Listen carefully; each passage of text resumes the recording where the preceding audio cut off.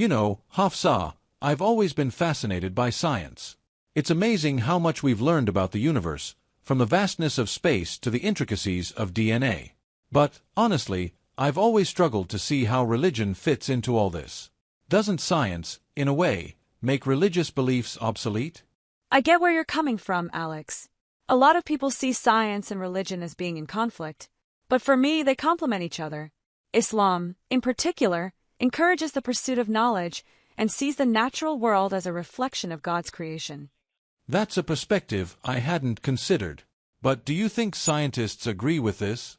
Most of them seem pretty secular. Not necessarily. Many prominent scientists saw no conflict between their scientific work and belief in a higher power. Albert Einstein, for example, said, "Science without religion is lame. Religion without science is blind." He saw them as two sides of the same coin, each incomplete without the other. Einstein said that? I always thought he was more of a pure rationalist. He was a rationalist, but he also recognized the limits of science and the need for something more. Isaac Newton, too, believed that the order in the universe pointed to an intelligent and powerful creator. He said, "This most beautiful system of the sun, planets, and comets could only proceed from the counsel and dominion of an intelligent and powerful being." That's quite profound. So, in a way, these scientists found that their work brought them closer to understanding something bigger than just the physical world. Exactly. Robert Boyle, known as the father of modern chemistry, once said, "When with bold telescopes I survey the old and newly discovered stars and planets, I cannot but admire and praise the author of them." His scientific work deepened his faith, not diminished it. It's fascinating how they managed to balance both worlds. I guess I've always thought of science and religion as two completely separate things, but it seems like, for them, and for you, they're intertwined. They are. Louis Pasteur, who made groundbreaking discoveries in microbiology, said, "The more I study nature, the more I stand amazed at the work of the Creator. Science brings men nearer to God. Science, in many ways, uncovers the intricate details of creation, which can lead to a greater appreciation of God's work." That makes a lot of sense. So, for you, science isn't something that challenges your faith, but something that strengthens it? Exactly. Max Planck, the father of quantum theory, put it beautifully when he said, "There can never be any real opposition between religion and science, for the one is the complement of the other." For me, every new scientific discovery is another piece of the puzzle that reveals the magnificence of God's creation. That's a pretty poetic way to look at it. But what about the scientific method? Doesn't that rely on evidence and experimentation, while religion is based on belief? Absolutely. Science is based on evidence, and that's why Islam encourages it.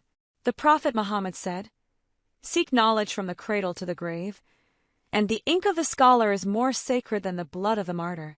This shows that the pursuit of knowledge, including scientific knowledge, is a form of worship in Islam. Science helps us understand the mechanisms of creation, which in turn strengthens our faith in the Creator. Really? I've always thought of religion as more about faith than facts.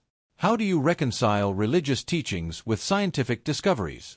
In Islam, the Quran and Hadith actually encourage us to seek knowledge and explore the world. For instance, the very first revelation to Prophet Muhammad was "Read in the name of your Lord who created," which emphasizes learning and understanding. There are also verses that align surprisingly well with modern scientific theories. Like what? Take the Big Bang Theory, for example. The Quran mentions in Surah Al-Anbiya, "Do not the disbelievers see that the heavens and the earth were a closed-up mass, then we opened them out?"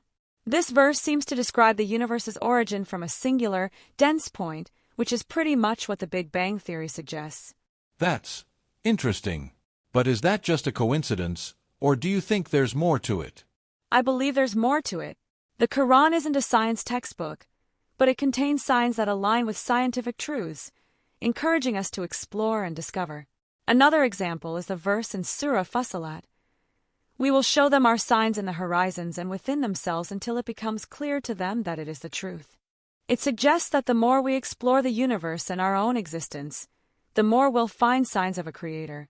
Wow! Hannah, you've really given me a lot to think about. I never realized how closely science and Islam could be connected. Maybe I need to start looking at things from a different angle. I'm glad we had this conversation, Alex. It's always good to explore new perspectives. Science and faith don't have to be in conflict. They can enrich each other in ways that deepen our understanding of the world and our place in it.